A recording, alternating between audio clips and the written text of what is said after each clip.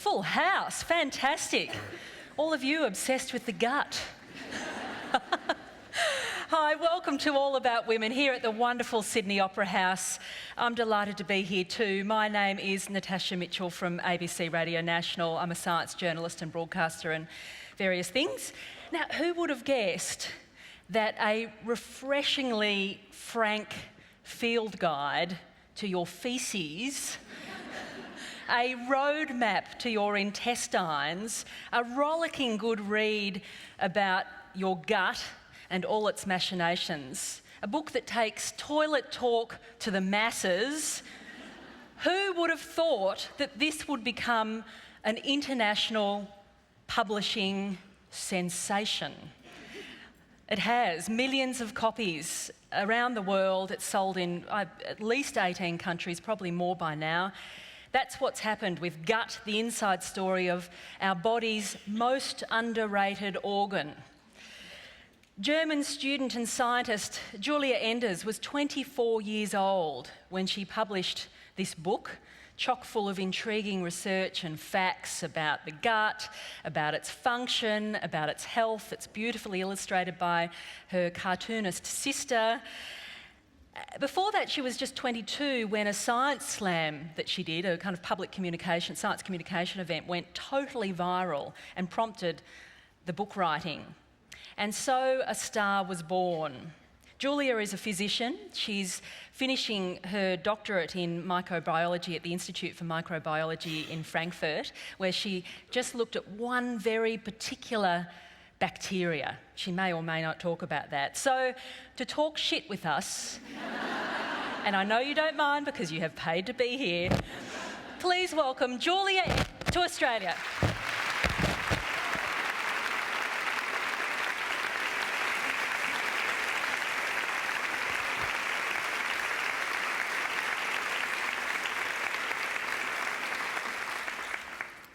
Hello. I'm very excited to be here today and to talk to all of you, and I think I want to do two things. In the next 20 to 25 minutes, I want to let you in on three things that had the most impact on me after learning about them when I was researching for the book.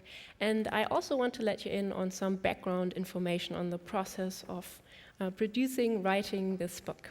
And the most important, I think, background information is this, probably. This is my sister, Giulia Enders, and she was not only my first and most honest reader and also illustrator to the book, but she was also somebody very important to be in my back, to have my back, I think is what you say in English. Because I was very young when I was writing this book, and the publishing world is already a fully developed business world, and I was kind of thrown into that. And to really bring the book, to publish the book the way I wanted, to have the tone I wanted and that I felt was most authentic, it really took many fights, actually, and many arguments where I would have surrendered if I wouldn't have known her by my side, because she really understood me and she would question me very honestly. And so I think the book became what it became because we were sort of together and I knew her by my side. And otherwise, I think in Germany, for example, the book would have been called 8-meter wellness in the tummy or something. And they wanted me to have all these lists, do this, do not do this. And so she's very important in this process. And this gracious being drew things like this. This was actually meant to be in the very beginning of the book. We were sitting down brainstorming, and after a while, actually pretty quick, I had this idea, and I said, I know how we're going to start the book. We're going to be dear reader, please follow me like Alice in the Wonderland follows the White Rabbit. Just don't ask which hole we're going to fall into. And we both had a big laugh, and we thought oh, this was easy, and it's so good, and we have the beginning of the book, and that's it, we're done, high five. I think it took us about 20 minutes when we realized, no, we can't pull this off, because it wouldn't be fair. It wouldn't be fair to our readers, because this wasn't the way this had started for us. We were just as embarrassed as everybody else if you're like going to the toilet, but your roommate's standing in the hallway right next to it, and you're like, eh.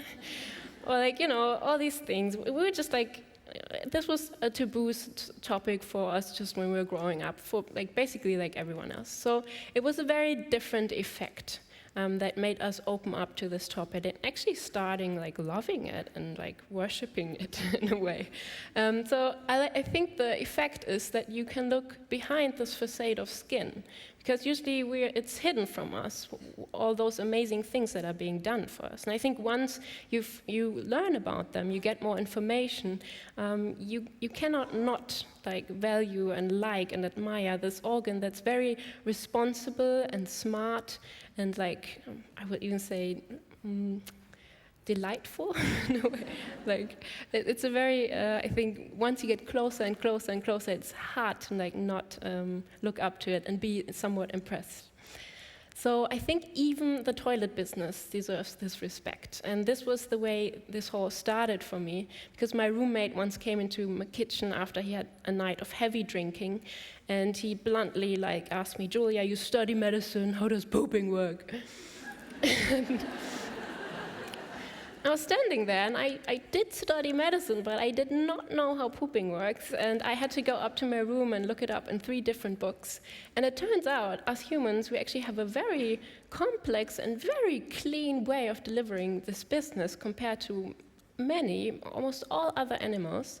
And I was very surprised to learn that there's not only this outer sphincter that we all know, we kind of like know what's going on, we can control it, we can be like, but like not with the mouth.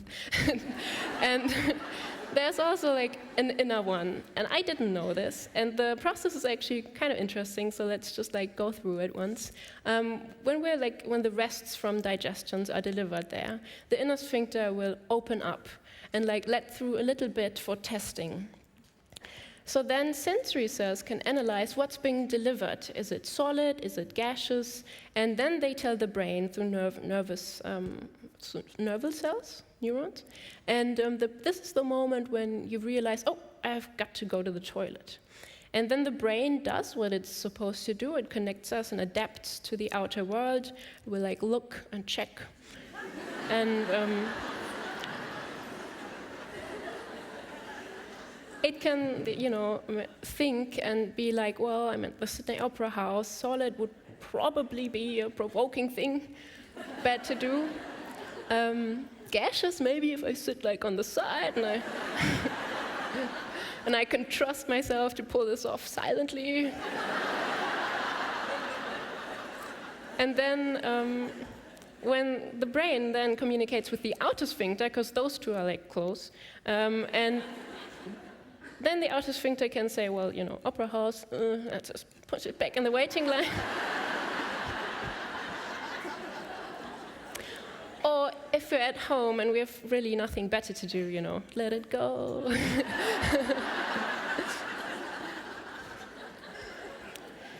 So yeah, and as funny as this might sound in the first few minutes, it really was one of the 3 things that changed a lot for me and how I live on a daily basis. And I think one effect was that I just, through knowledge, I got to know this inner sphincter, and I thought, well, it's actually like, oh, so nice. Like, this one really cares about just me and my insights, and the nervous information it gets is really just what needs to be out, so I feel good. This is all it gets. It's not connected to the brain, what other people think, how they react to me. It really just has this info, just cares about me for once. That's a rare thing. And so it got promoted, I believe, in my worshipping it. And after that, I used to never like to go to public restrooms so much, but after that, I could go anywhere. I could go on the train, on the plane, because I just liked this muscle, and I would listen to it more and say, okay, if you say so, well, I'll try. I'll try to arrange that.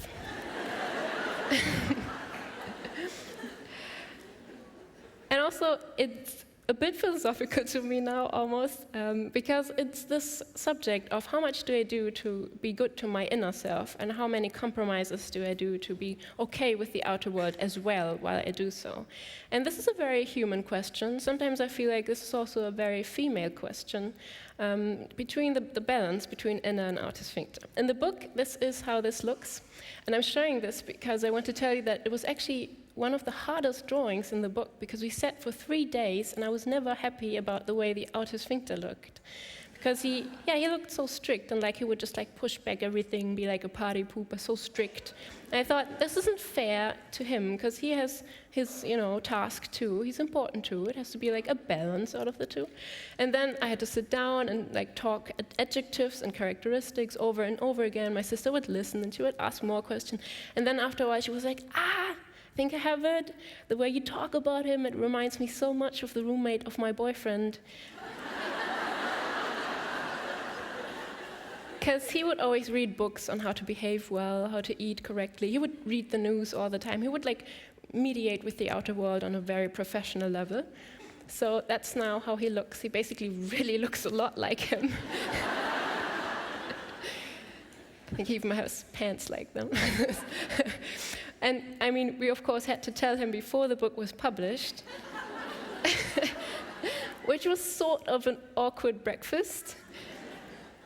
But I guess in the end it was good, because we could explain to him that for us it could also be a compliment to be the asshole. Yeah. And knowing about your gut and how the things look actually can be very helpful. In this scenario, when you know another muscle, you understand that it's actually better to go on the toilet in a squatting-like position. Researchers have shown this by x-raying people who had just like swallowed liquids and like lightning things, and like x-raying them while they're on the toilet. So understanding that there's a muscle that will like pull back and make a turn in the end of the colon, and this muscle loosening up a bit when you put your legs up on a stool or something is something that you understand when you know, oh, this, how the anatomic relations are. And I'm very glad, because my sister made me sit model for this drawing. And I'm very thankful that she changed my hairstyle so nobody would know. Well, now you know, but yeah. And this is something that goes through the whole first part of the book. It's really the question, why does this look so weird, and what is it good for? And maybe do I start liking it more now that I know why it's like that? And this goes for things like the esophagus. Why does the esophagus go like on the side into the stomach, not straight? Well, it saves you from like throwing up when you're laughing really hard, for example. When you apply pressure, it all goes up and not to the side so much. So that's a smart design, but it also creates this bubble right here that will, for some people, be a bit uncomfortable after they've eaten too much. The air bubble will be pressed up against the nerves that are close to the heart, so you might feel nauseous, up to like even having pain. And it also explains really nicely why it's easier to burp when you're laying on the left side compared to the right. And then other things like, how does the architecture of the small intestine have to be? An organ that's responsible for us being living beings. Like, how does it have to be structurized so that it has this like amazing process of taking something energy has put together, like the nature has used energy to put together an apple or a cow, and then, to say it roughly, when we chop this up, the energy is free and we can be living beings because of that process. So how does an organ that mediates this process have to look like, and all the intolerances and things that come with it? And then just simple questions like, why do we have an appendix? And actually very new hypotheses on questions like these that I think haven't been spread too much to the public. So while the first part of the book looks at how does it look like, the second part is looking at the things in action, how they move, with the nerve cells directing them. And we follow a piece of cake through like the digestive tract, and I like understanding all the processes, because many movements of our gastrointestinal tract seem a bit overwhelming at times, like having reflux or vomiting or constipation. You feel like you can't really do much about it, and it kind of feels uncomfortable at times. And I think understanding the knowledge and the reasons and the why behind it often helps a lot with those feelings. and then makes you cooperate better with them. I think, for example, with constipation, this is very true, because many people will give you all kinds of advices, but once you've really understood what type of constipation, for example, is the one you're having, you can really make a clearer decision on what could work for this type of constipation. So understanding the movement to be able to work together with it better, something I like. But that's not the thing that changed the most for me. Oh, and then, for example, like misunderstandings, like the grumbling of the stomach. You think like you're hungry, but actually this is just in between digestion, so the small intestine has time to clean up. Small intestine is a big lover of cleanliness. When there's no food to be processed, it will create this big, like strong muscular wave to like clear out everything that doesn't need to be there anymore. And this is why the murmur happens. So when you're like a little embarrassed at your office that you're making these noises, it's actually because there's a very eager organ cleaning up. And I like this also because it shows nicely that we have, I think, sometimes a wrong picture. From the 8 meters of intestine, really just 1 has to do with feces business. All the other 7 are very clean. After digestion, they hardly smell like anything. So this is something to reconsider, I think. So the second thing that changed for me a lot was really getting into the whole topic of the gut-brain axis. And this was, the start of me getting into this was actually a classmate of mine in university who'd killed himself, and I had just sat next to him one day before he did that. And at that point of time, I'd already read a lot about the gut, and I knew it was connected to so many things, hormones and immune cells and whatever. I really didn't know that there was a gut-brain axis, and I thought maybe it would be interesting to know more about it. I had noticed that he had a very strong bad breath, and I wasn't sure, could this be a hint or something? So I started trying to find information on that, and then I found out there already was lots of very interesting studies. And one of them, one of the researchers that impressed me a whole lot was Bud Craig, when he has been for 20 years following nerves to the brain, where exactly they're going, and showing where they have effects. And for example, information from the gut could never reach the visual cortex. Otherwise, while you're digesting, you'd see all kinds of colors and shapes. But it can actually get to other areas that are quite interesting, like morality, fear, or self-awareness, processing emotions, for example, too. So this was interesting, and he also showed that the nerves could go to a part of the brain, the insula, that in his theory produces a picture of our whole body, like saying, my feet are cold, I just had a nice sandwich, I'm a bit worried, and then you put together a picture, and you do this every few seconds, creating sort of like a movie of your self-awareness, how you feel. And the gut has nerves that can go there. And when you combine this with research, for example, with Emmer and Meyer, who showed that people with irritable bowel syndrome or inflammatory bowel disease have higher risk of having anxiety or depression, even when you compare them with other people who have chronic diseases that aren't much fun either. This starts to form an interesting picture, I think. And we've seen some quite interesting animal studies where animals would change behavior when they were given different bacteria, and even in the positive direction, so making them less stressed, learning better, and things like this. So this all together started to form a new picture for me, and it was actually so the second thing that changed is I changed my perspective on mood. I look at my mood differently now, and I think many of us externalize a whole lot when we think about our mood. And oftentimes, I find this very understandable. During the day, we often feel like a brain and a screen, I think. And then we try to find reason outside that are making us feel the way we feel. And with knowing that mood also comes together from other places, not only around you, but signals that your gut might send up to the brain to inform how the whole rest of your body is doing. Not only information from eyes or ears, but all kinds of hormones, or how the immune cells are doing, or what the bacteria are producing, just to give some information, and to put this in the insula, within the creation of how am I doing, then I think makes sense and makes you think a bit more about, well, how did I treat my body? And now when I wake up really early sometimes, I do this a few times a year, and I worry, and I'm like, did I do this right? And should I do this more? And was that okay? And then now I think, okay, hold on a second. What did I eat last night? Did I eat too late? Did I stress my body? Did I stress my gut? And then I get up and eat something light and have a tea or something. And it's surprising to me how well this technique has worked, actually, because it sounds so simple. But yeah, this is one of the 3 things that changed. And the third part is probably my absolute favorite. I get very excited about this every time. It's the bacteria.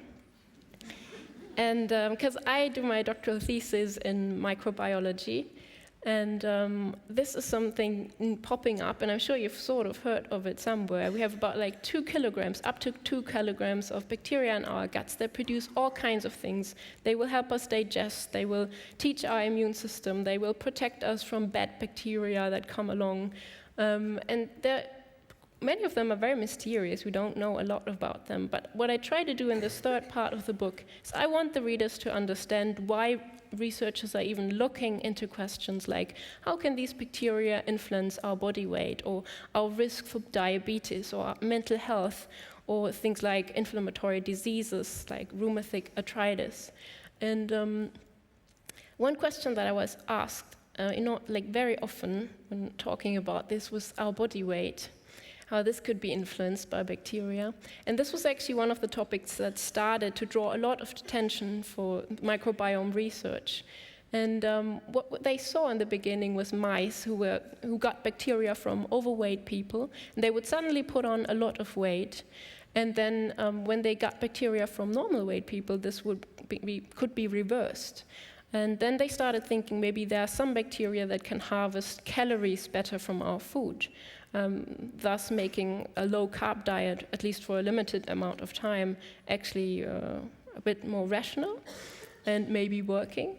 And then, but after a while, they realized this could not have been the case, because some mice put on 60% more body fat, and they were eating the same things, and it was just mathematically not possible. So they had other theories, like the bacteria could probably influence other areas, like our thyroid gland, by producing tiny molecules that go into the bloodstream, or even up to our brain, and influencing processes to build up appetite, cravings, and satiety, because they were chemically capable of doing that, and by being so small, diffusing in the blood and through the blood-brain barrier in the brain also.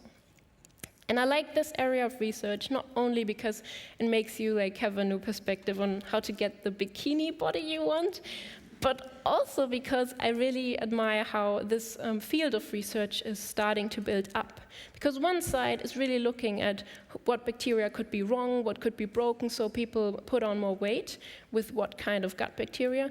But the other side of research is really looking into what did we used to have that used to protect us from putting on body weight, or what good bacteria can we take from people that eat and eat and eat and don't put on much weight. So I like this, and I'm not saying the other one is bad. For decades, and centuries, this was very good for us in curing many diseases by looking what's broken, what's wrong, but also by looking what's good and what can we take from this. I just find this to be a very interesting and pulling, in a teasing way, a good way to pull new knowledge and ideas, to also look at it this way. And then the third part, and the part that changed for me again, things in my life, was looking at cleanliness and what actual new or modern or the right cleanliness would look like when you think about the gut. And in the beginning, when I wrote this text, I didn't think it would change much for me at all. I knew the hygiene hypothesis, so people would get more allergies because things would maybe be too clean. So I thought, I'm just gonna put this together, and I know what it's about. And then I started reading more about the history of cleanliness and our perception of it. And I realized we started off on a very interesting foot, knowing bacteria, when tuberculosis started to set on, and people suddenly knew, okay, bacteria are the things that are responsible for tuberculosis. They're invisible, they might kill you. So there was a big fear building up, and we would get all these rules on hygiene. There are some really nice pieces of paper that were handed out in the 20s in Germany, saying don't use the same toothbrush, don't use the same towel. Some even had the wordings, limit kissing to the erotically unavoidable. Really like that also. And so you could see we started having this perspective on cleanliness, which very much sticks to our societies, the Western societies, till this day. It's in a way fear-based. And this continued on in the 50s, 60s, when fear became a way, cleaning became a way of having some sense of structure and order in a life feeling sometimes a bit chaotic at times. So you would generate structures and calmness and order. And to this day, I think it started becoming more and more abstract. We now buy disinfectants that when you've cleaned with them, everything looks exactly how it looked before, but you still think it was really worth paying the money. So what's behind? What are the abstract ideas behind that? I think that's a very interesting question. And when we look at the recent science, we see that 95% of all bacteria on this planet don't harm us at all. They really, either they help us or they don't have the genetic possibilities to do anything to us. So this is a perspective on cleanliness that's not very fact-oriented. And in fact, when you look at cleanliness in the gut, you see that really cleanliness is about a balance all the time. And you can't put in energy to stay away from the bed all the time. This is not how it works. It's nice to do this also, but this is not the whole deal. The whole deal is having enough good bacteria, and then some bad are even all right to get the immune system some sightseeing, some training, to know what they're looking out for, really. So I started having this different perspective, and then a few weeks after I'd written the text, I held a talk at my university about my doctorate work, and I made a mistake by 1,000. And I realized it just when I was done. And I walked home and I was like, oh, I made a mistake by 1,000. Whew. And then I calmed and I said, okay, that's all right though. Most of the time I said useful, good things. So there was this mistake, but I think it was still balanced. It was still a clean thing, you know? And that's when I realized, oh wow, I believe I took my perspective on cleanliness to a further level. Maybe we all do, I don't know, that's my theory at the moment. We take how we handle cleanliness sometimes a bit also like a life hygiene. And knowing that this is not always about sheltering from the bad, but fostering the good, like in the gut, was something that was very easing and comforting to me and helped me in a way. So in this meeting, I hope I told you mostly good and useful things today. I thank you very much for your attention, and I'm looking forward to the questions.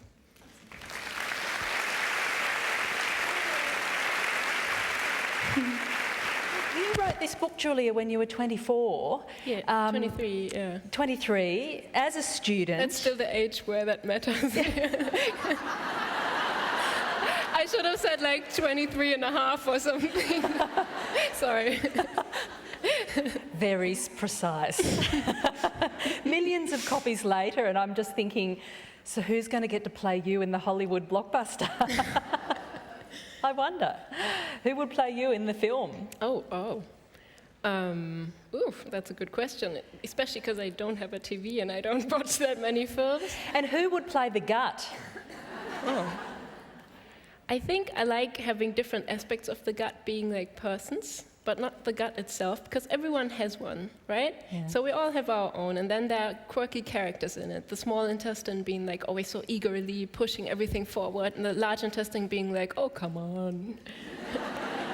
We'll just be calm and get all the difficult things out of it. Yeah. So, they have different characteristics, but they're unique for everyone. Yeah, I mean, this is what makes this such a rich read. You're playful with ideas, and you give your biological beings personalities. And I think that's a really interesting approach to take to science communication. I mean, it's obviously had a tremendous impact. Yeah, I mean, that's the way I feel it starts to become after, what you've learned, you forget. When you really take the knowledge as a part of you, I feel like it just becomes a soul or a personality. It just that's the way I memorize how to treat the small intestine or how to treat the large intestine. I memorize how the characteristics are when I learned about it. What interests me, this work around connecting gut and brain, and of course you explain in great detail how the gut has its own brain. It's the largest sensory organ in our body. This interconnectivity is something that Chinese medicine has talked about over many centuries. It's part of the yoga tradition as well. Mainstream contemporary medicine has been reluctant and even resistant. Resistant even to exploring this connection. Why do you think that resistance was there? It's shifting now, but why do you think it was there? Well, I think for some part, maybe sometimes it's really to have a... there we go. Come on here. Sometimes I feel like it really is to always state they're different from alternative medicine. I think there is something like this where you feel they're just drawing very strong borders to show the difference, because sometimes there is harm or there has been harm caused by alternative medicine. They're trying to fend it off. And then many years we didn't have the technical properties to look into this area of research. We've just had machines to analyze those millions of bacteria for maybe 10, 20 years now, and it's still very expensive to do so. So we didn't really have the technical equipment. And then also I think in the science world, it probably wasn't the coolest thing to say on the Sunday tea, my husband researches poop or something, so I think there were probably more aspects, but for me it had something quite peaceful when I saw this, because my mom and my grandma are always very much into alternative medicine, and I never thought it was crazy, because I grew up like this and many things helped me, but there was always a contrast between what I was studying and what I had seen at home. And then seeing that then these two things suddenly start to overlap and find places where they actually meet was very calming for me. Yeah, I quite liked it. Yeah, that's right, the meeting of paradigms, if you like. There still, though, is anxiety about some of the claims that get made about the gut and gut health. Scientists feel like too many claims are made when the evidence isn't quite there yet or is way off. Yeah. And so there's a fine line, isn't there? There's a real gut obsession, and some of the claims made aren't necessarily based in evidence, but people have their own experiential story around their gut as well. So there's a tension there, isn't there? Yeah, and I absolutely understand this. And for me, the most important, the most difficult chapter in the book really was the gut-brain axis, because at the time that I was writing, there was basically just animal studies and some very interesting theories. And I had a month of sitting in front of a blank page, because I thought, I don't want to make false promises. I don't want people to think now they can cure their mental health problem by just, doing this or this. And I felt very anxious about putting it in the wrong words. And it took me quite a while to get to a point where I was okay with it. Because I wanted to tell people about this, and I wanted to tell about the thoughts that are in the room, but not making it sound like now this is the new wonder healing method to cure everything. And this is why now, in Germany at least, I updated the book and put in more the researches that have been in the last 2-3 years with humans, real humans. Not just it's mice. Yeah, it's nice to know how to relieve. Because we don't share all the same gut flora with mice. And so all those mice studies that have been also done. it's nice to know how to relieve your pet mouse stress, but it's really in the end about your own, and there are differences in the results, and you can see them now, with very few studies only.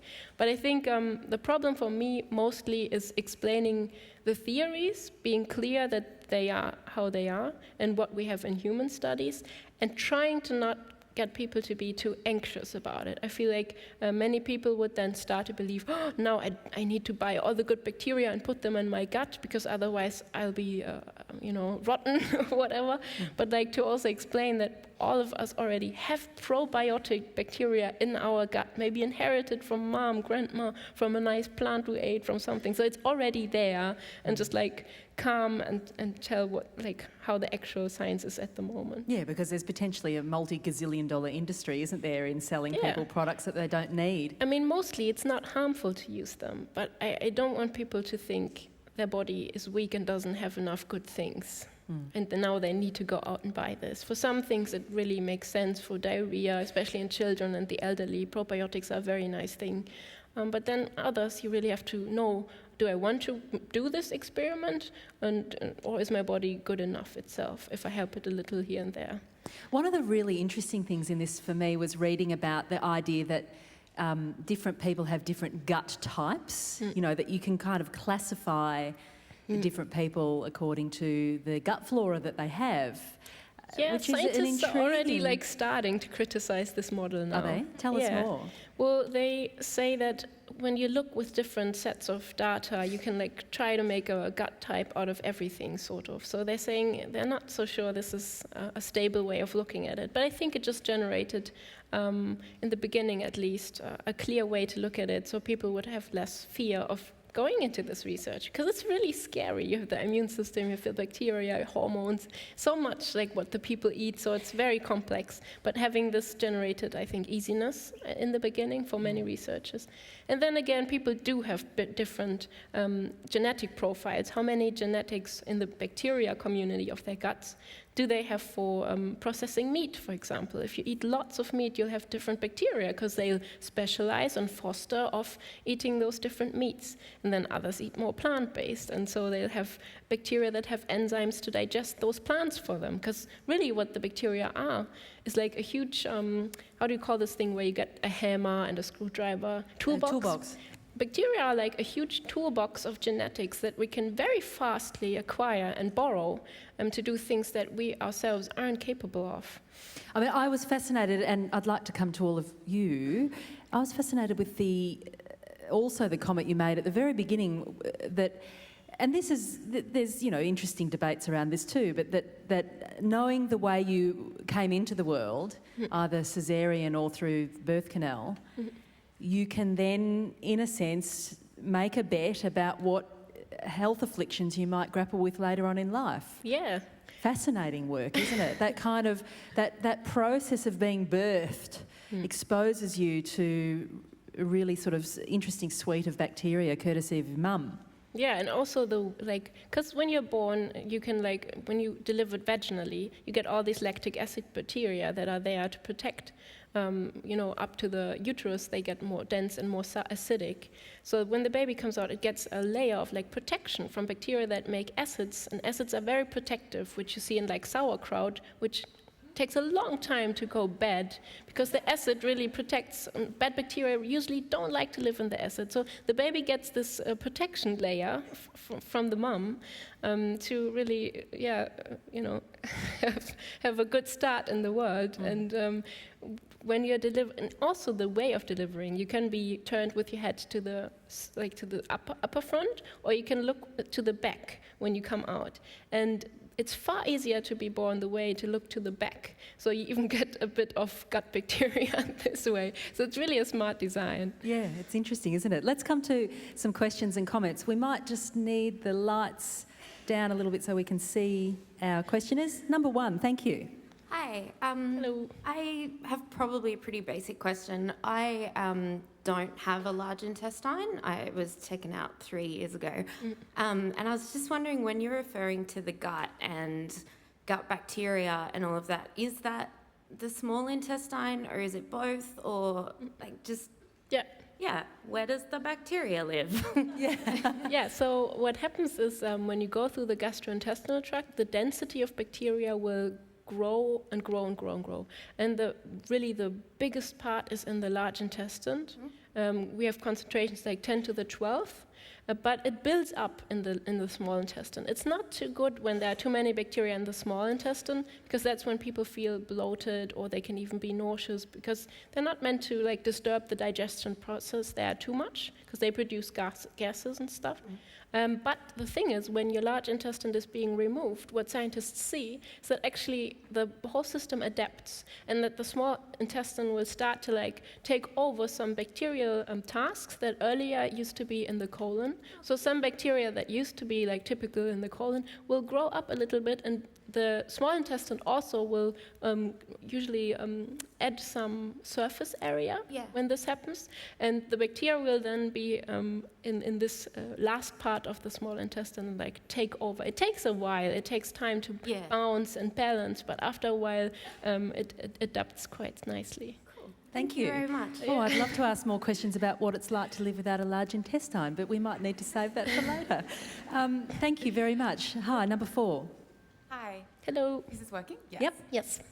So a lot of dietary recommendations are around, eat 2 pieces of fruit or 1 serve of dairy. A couple of years ago, the Brazilian government came out with recommendations around eat slowly and focus on your food, or try not to eat in front of the television or when you're in a rush. I wonder if you have thoughts on the importance of not just what we eat, but how we eat it. Yeah. And also how governments, institutions, our GPs can tell people how important both are. Great question. I have strong opinions on both. One is about how to eat. I think the thing is, when we're stressed, and we've known this very early on actually, is the whole gastrointestinal tract will save energy and give it to the brain or the muscles to run from something dangerous or to solve a problem, because that's usually what stress is caused by. So it will like take down all kinds of energy. It will have less blood flow. So if you put in a camera, you could actually see the walls like going from a pink color to like more pale. You could see this visually. And then it will produce less mucus, which is our thick skin in the gut, but like our protection layer. And you will have less immune systems. So sorting out some bacteria will not like happen as effectively. So stress, in a way, draws energy from your gut. And that's okay, because sometimes there is a problem we need to solve, or there's something that we need to run from, and it's okay that our body works this way. Just when we overstretch it, and we sometimes tend to sacrifice our body all the time, but hardly ever sacrificing something for our body. So when this gets out of balance, and you've by now maybe heard that I'm a big fan of balance, but yeah, if you in German, we say ausnutzen. If you are mean, if somebody who's really nice to you, he's like doing all these things and you're taking advantage, then I think this gets out of balance. So eating in a calm way, giving back the energy that your gut borrows you all the time when you have little stress moments, is just fair, I believe. And then this emerges within Have compassion for your gut. Yeah, because it sacrifices, and it's one of the organs that does this on a very high scale, because it's very connected due to its neuronic similarities to the brain. It's very much engaged in stress the brain has. So it will do this very vividly compared to other organs who are not that impressed by how stressed you are. Mean, but that's why the gut's so great too. But yeah, and the other thing was, how should we tell those advices? And I myself, that's why I said in the beginning, I didn't want to write a typical advisor book, because I really dislike people telling me, do this, do this, do this. But what I like is when somebody explains something to me, like the stress thing. Oh, okay, so there's less blood flow, there's less mucus, there's less immune protection. I get it now, If I get it, if I understand it, that's all I want from people. And then I make my own decisions. Then I'll say, okay, this week I've totally blown it. I've stressed myself out over this and this and this. I know it. It's okay, but I will now be fair to it again. I can make my own decisions. I can know when I want to sacrifice my body for a while or not. Nobody tell me when or how to eat, but explain me why you want to tell me this. And then I will handle it. Yeah, that's refreshing, isn't it? If only all public policy was like that. Number 3, thank you, upstairs. Hi, Julia. I just wanted to ask. Hello. Firstly, if you have a name for the condition that you had as a young girl where you were covered in spots, and secondly, if in your research you came across any association with the numbers of appendicitis in Australia and in the UK, if there's like a genetic or perhaps cultural or geographical association with that at all? Yeah, that's intriguing, isn't it? Did you get that? Because it's higher. Are appendicitis? Is there a in Australia there's a high incidence of appendicitis, and in the UK as well. I would think so, but I don't know. But I would think so because the fiber content is especially low. I think in England. I don't know for Australia. Low. But then, low too. So one thing that I've heard from one of my pediatrician professors is that many times in children, they will have a type of constipation, and then little pieces of the very solid stool will clog up the appendix, and then the inflammation will really start to get going. So if you don't eat a lot of fiber, then this will probably be more likely to happen. But then I don't know if this is the whole explanation for it. Could just be a part of it, could just be for some people, and then other people it might be microbiota related or something, I don't know. So this is that. And the other thing, my skin condition, I don't know the English word. In German it's Dermatitis herpetiformis During. Dermatitis, yeah. So it's a part of the celiac diseases. So not eating gluten worked well, but that isn't the case for everybody with dermatitis. Yeah, interesting. Thank you. Actually, when I read this book first a couple of years ago, I just had my appendix out. Oh. And it was, it takes a bit of time to get everything moving again after you've had your appendix out, I discovered. And as soon as I read your book, everything got moving again. Isn't that interesting? Do we have anything at number 2? We've got one at 4 there, thank you. Very short one. Do you have anything that you do on a daily basis or any suggestions for one thing people in this room can do to help their gut just on a daily basis? Something simple? Something simple would Dr. be Giulia. Turn around, look in the toilet. Because that's what comes out in the end, You can check out what, and that's why I like to put this in the book. We put a little lecture on feces, or I don't know. It's called lecture. Oh, I have to show you, because I find it so lovely. I just gave my sister the text, and she made a little frame around it with Wheelie from the small intestine. Well, I just really like the way. Yeah. So there's a scale, we call it the Bristol stool scale, and you can just see the consistency, and you can do this at home comfortably, because I feel many people don't talk about this, and I'm not saying they have to, but some people go for their whole lifetime thinking what they produce is normal, and then they found out it's actually not, and it's because of some food intolerance, for example, that can cause diarrhea or constipation. Milk sometimes can do both. And then just looking and turning around and seeing consistency, color, all right, okay. And if you feel really uncomfortable, you can flush. It's very safe. And so this is one thing everybody can do. And then I like listening to your gut a bit. I think maybe this is nicer or easier once you know more about it. Because some people and some old doctors will even still do this. They will say, oh, having a tummy ache, once a week, or having diarrhea every other time is normal. And I'm like, what? No, it's not. If we communicate and ask, how are you doing? Have I treated you okay? Are you craving something? And then I think listening to your appetite is something that I like, because our appetite is actually very smart, and people usually don't believe that because they think it's stupid. It's wants chocolate and fries and chips and all these bad things. But when you look at the science behind it, the reason why we want those things, food industry tricks us just really smartly, because when, for example, crispy things, those are big on what we like, is when you bite a plant or something that's very fresh, it hasn't laid on the ground for long, but just fallen off, very fresh, then it'll be crispy because all the cells will explode because they're still very full. So that's just why our body and appetite likes the crispy feeling of things, for example. And then other combinations fat and sugar or acid and sugar are just acid and sugar is usually in natural things very healthy, like fruit or fermented foods. But when we take Coca-Cola, for example, if we take out the acid I think none of you would like it. You would find it disgusting. You would not drink a second glass. So your body's not stupid wanting so much sugar. It's just being tricked by putting acid to it. Because we know it from fruit or we know it from fermented.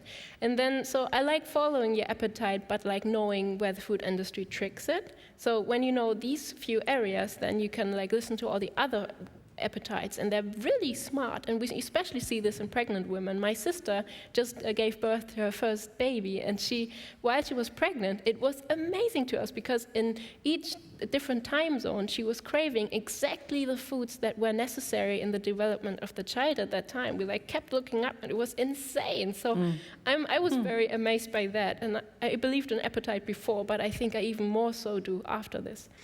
And I think that's it, and like be nice to your bacteria. Be nice. I love the fact that when I found out that we're more bacteria than human, I think everything changed for me. Much less existential angst after that. Number 3, thank you, and then I'll come to 1. Hi, Julia. I just wanted to get your thoughts on colonic irrigation and on detoxing, whether these are good for your gut. And also, I just wondered, many women now who deliver their babies via cesarean birth opt to have a swab of their vaginal bacteria and placed on the baby to get at that bacteria. What are your thoughts on that as well? Thanks. So about the cleansing, I believe at first it's very important to know how your gut cleans itself. And once we have the rumbling from the small intestine, you don't always have to hear that. You just hear it if there's a lot of like air. But also all the cells lining the surface of the colon and the small intestine will renew themselves every few days up to weeks. So after, let's say, 3 weeks, everything is completely new and shiny in there. And when you just eat healthy and not too bad and treat your gut right for 3 weeks, it should be a pretty clean thing. Watch your bowel movements a little bit so everything gets out. If you're a constipated type, of course, take care. But then your gut really cleans itself on a normal basis. So I think for regular recommendation, I would say know this and trust and work together. And then I know there are some diseases where people kept telling me, when I saw patients in the hospital, they just kept telling me it helped them so much with migraines or other things. So I would not be the one to tell them they're not right, because they're in their body, and if they feel it helps them, I'm okay with this. There was a meta-study showing that if you do this for all kinds of things, there can be side effects, there can be destruction sometimes when it's done not proper or when the pressure is too high. So you have to be careful with those things. But if there are people who really say it helps them, I'm not saying they shouldn't do it. Just also know your body cleans itself too. And then the other. And then there was taking the swab from your vagina as yeah, true. When my sister was pregnant, we were talking about this also, because we said, what if it's a cesarean section? We've both been born by a cesarean section, and so I would have done this if it had been the case that my sister could have not delivered naturally. She did. It was a 10-pound baby, and my sister is my physique, so we were how does this even happen? It worked, but we were prepared it would be the other way maybe. And with that, I just want to also know that you have to know some things behind it. If it's stored away for too long, some bacteria, because you don't go all the way to the end where it's the most safe. The most safe is at the entry of the womb, because that's where the bacteria are really organizing to protect, like watchdogs. So they are really the best acidic and the most protective ones. But you have to go there by going to the front first, and this is the other way around than the birth is. So you maybe get some bacteria that aren't just good and protective. There will also maybe be other ones. So the thing is, it can't be stored for too long, because they might overgrow the other ones, and then it's really not a nice thing to do for your child. So there are some things to watch out for, and I know there are trials now in a few hospitals, at least in Germany, that do this on a scientific basis, and they test everything before they apply, and so there is already science happening, and I hope this progresses fast enough so we can do this safe. But to be honest, I would have done it if my sister would have had a C-section, because I feel safe with handing bacteria. It's so interesting. Yeah. It's very interesting. I can just imagine the baby going, "Oh, Mum, why are you doing that for us? It's coming out." Very quick question from you. I was just wondering what you feel the importance of the way you chew your food, the rate and how much you chew your food when you're eating on gut health. And just before, I'll just grab your question while you're there too, or did you just ask one? Yeah, so chewing of food, I'll grab the last two, thanks. I just want to say, Giulia, thank you so much, because I'm a psychologist, and one of the things that really stands out to me about what you've done with your work is really start to dismantle shame around the body. We work with a lot of clients with trauma and other mental health issues that mean that they have a very negative relationship to the body. I think you kind of answered some questions for me a little earlier when you started talking about some of the behavioural things that we can do when we're eating, and it's certainly going to get me thinking with my clients. Often what we do as psychologists is we ask clients to get their brain to relax their body, and for someone with a history of trauma, that's very confronting because it means sitting with whatever's going on. Some of the things that you're saying is if I actually just tune into my body and eat in a different way, those are the questions that I think I'm going to start asking about. I guess one of the questions was, if people are slowing those things down and working out what their body needs more, do the bacteria start to change, or at what rate? Like when the stress response starts to quieten down, how fast does that flora start to shift? Thank you very much, and we're just out of time, so quick answers. All right. I think... Thank you. Great last question. Chewing probably is important also because when you eat in a calm way, you might take more time or not. But I don't know, because I don't have facts or have read about this more, so I'm very vague on this actually. One of my professors stated that the amount of enzymes in our saliva is actually really too little to really start digesting much, and that it's more to keep up the dental hygiene after you've eaten. I don't know if that's true. I find it interesting, but I guess that's all I know on this. Yes, and if you do change some of your behaviours and awarenesses, does the flora itself change? We see, for example, with changing your diet, this is surprisingly fast. So if you eat a very meat-based diet and you suddenly change to a vegetarian diet, this happens even after a few days, that the first changes really become visible. So it's actually with some crucial things like eating protein or like meat or plant, this happens quite fast. With stress, for example, I don't know. I know that people who are stressed and have a long period of stress and could sometimes even slip into depression because of that. It's proven that they have different gut bacteria, probably also other things like the immune system being different than influencing this, so it's not only a one-way thing. But I don't know about the psychological things, how fast those change. But when you look at the food, it's pretty fast. Pretty fast.